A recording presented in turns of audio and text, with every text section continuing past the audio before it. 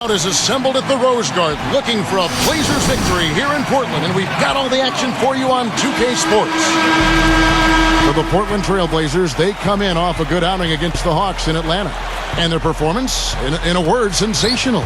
Doing everything right on both ends of the floor. You can see the dominance in the box score. And the major factor in that game, guys, the glass.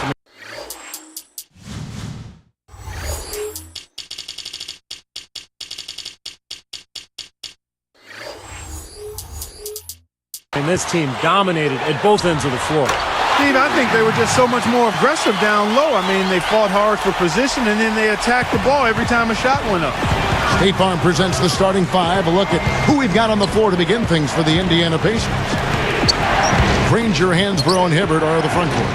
Jones is out there with Collison.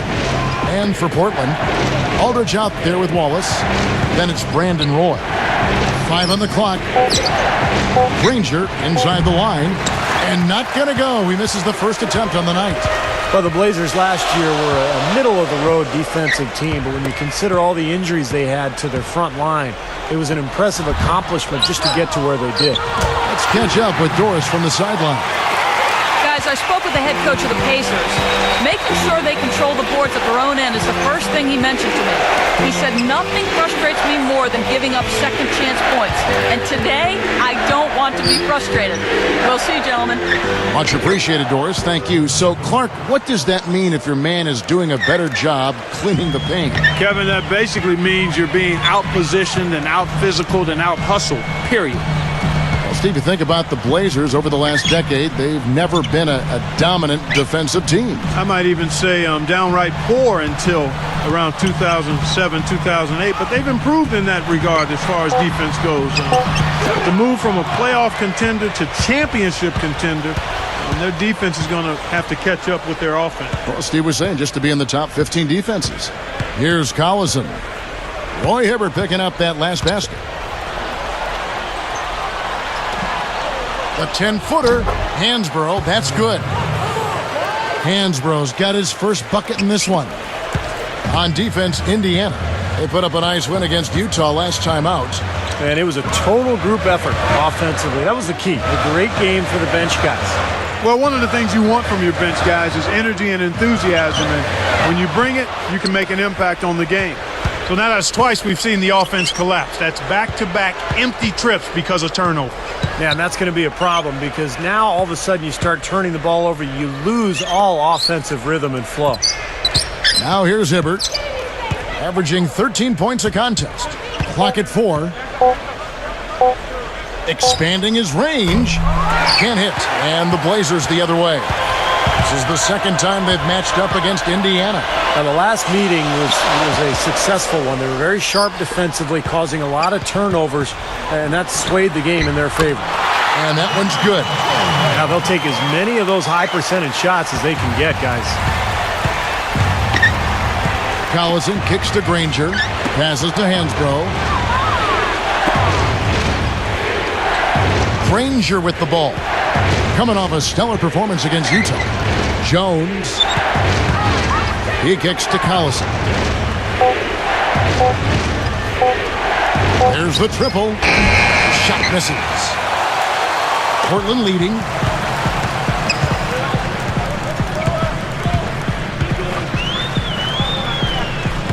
Mr. Perfect, defended by Jones.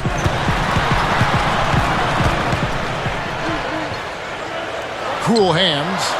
Drills the three-pointer. He's got 7.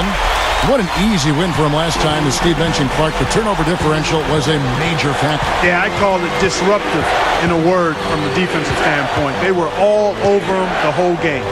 13 feet out. Hansbrough misses. Trailblazers leading by 5. Guys, a potent offense right now. Yeah, Kevin, really the offense is flowing quite nicely right now. Playing with a lot of confidence, just some self-assurance there. I like what we're seeing. And they're going to need more possessions like that one to try to extend this lead. And if they have possessions like that, guys, they'll continue to add to their margin and keep that pace going brisk. Backing down is Hibbert to end the run. And once again off the mark by Indiana. So it's Portland now, I'm just so impressed with the work Roy Hibbert has put in since his final year at Georgetown. He's lost a lot of weight. He's gotten himself in terrific condition, and he's a very skilled player down on the block. Roy passes to Aldridge. Mr. Perfect. He's covered by Collison. The shot is off. Great D that time from Collison. And Steve, you're right about Roy Hibbert. Last season got off to a hot start. He had lost about 25 pounds doing martial arts. All those different workouts associated with that over the summer. He also addressed a undetected asthma problem, which Clark helped his endurance. Yeah, it did help his endurance, but I think as the season went on, Roy thought maybe he had gotten too light by year's end, and now he's gotten back up to around 260. And again, it's not just what you weigh, but it's what kind of strength you have and where is the weight. He needs a little more lower body strength to anchor him, and the right kind of weight and muscle is going to continue to allow him to be a very effective center in the NBA. And here are the Trailblazers. They lead by 7.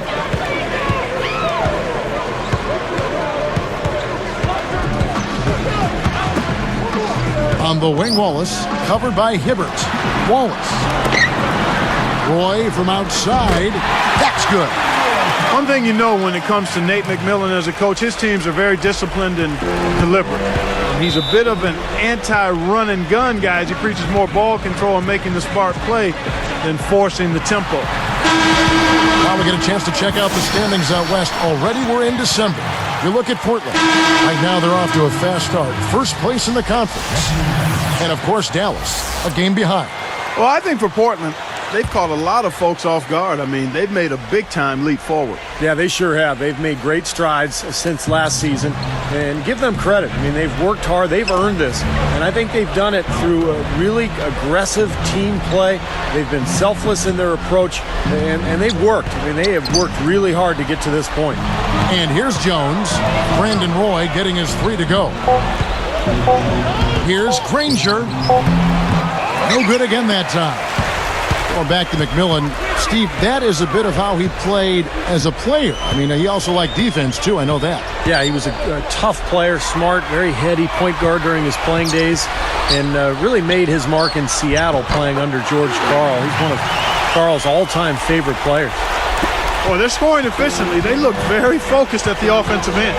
A nice start, no question, making all the right moves here early. Now, here's Collison. Looking for his first bucket of the game. And here's Portland. They're on a 16-4 run right now. Mr. Perfect, he's covered by Collison. And so he draws the foul on the shot, a trip to the line to shoot 2. Well, you'd really have to say the Pacers took a step forward last season. I mean, they did improve their road record by 4 wins up to 13-28 compared to the season before. Mark, you talk about 13-28 road record for the Pacers, tied for the 9th worst in the league. I hate to bring that up since you do their games. Steve, not what I would expect from, though, a playoff team. Well, they struggled on the road offensively, Kevin. They averaged about 7 more points at home than they did on the road. But I was impressed with what they did late in the season under Frank Vogel. And if they can carry some of that momentum into this year, I think the Pacers can be much improved.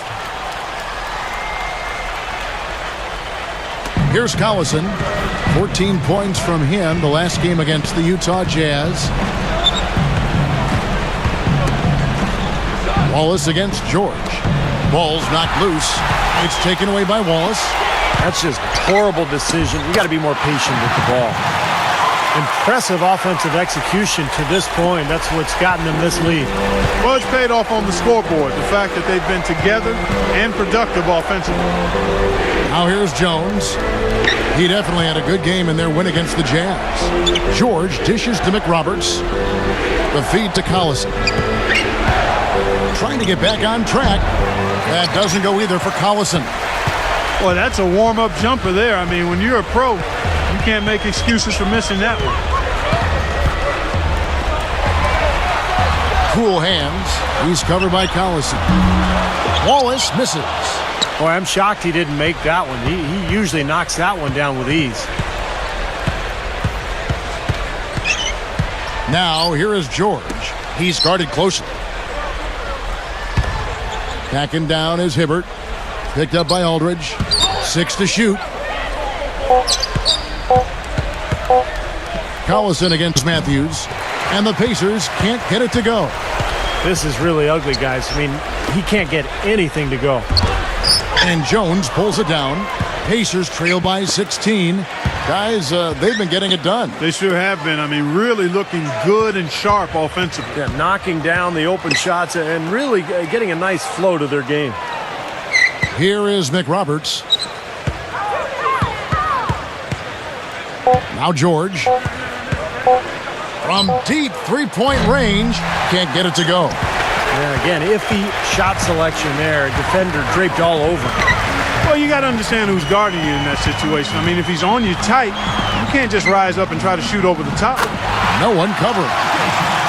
And the Trailblazers lead by 18. Now, I'll tell you what, they've been a step slow here early on. I agree with you. I mean, they're allowing too many open shots. They've seemed a little sluggish to me. Now, here's Collison. Still looking to get on the scoreboard. Will it go? Aldridge against Hibbert. Outside Collison. He feeds it to McRoberts.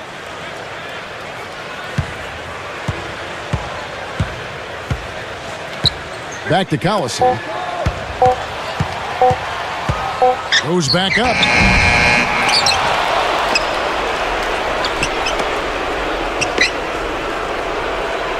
Now, here is George. Right now averaging 5 points a game. It's taken away by Wallace. Great hands down low. Gets the takeaway. And it's blocked. Pacers trail by 18. Here's George. The dish to McRoberts. Picked up by Aldridge. And McRoberts kicks to George.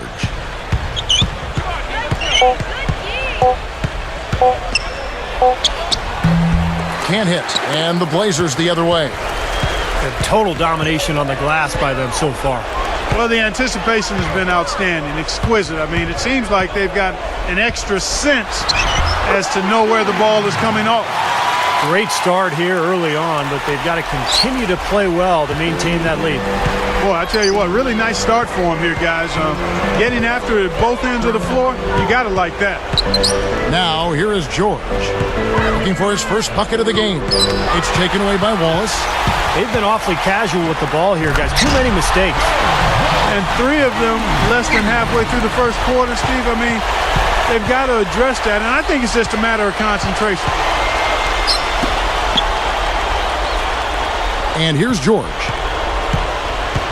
Feeds to Jones. Shot to end this cold run. And yes, sir, that one drops. 35 seconds left here in the opening quarter.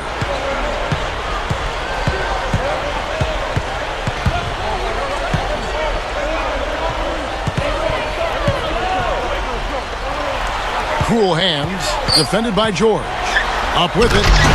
Uses both hands to slam it down.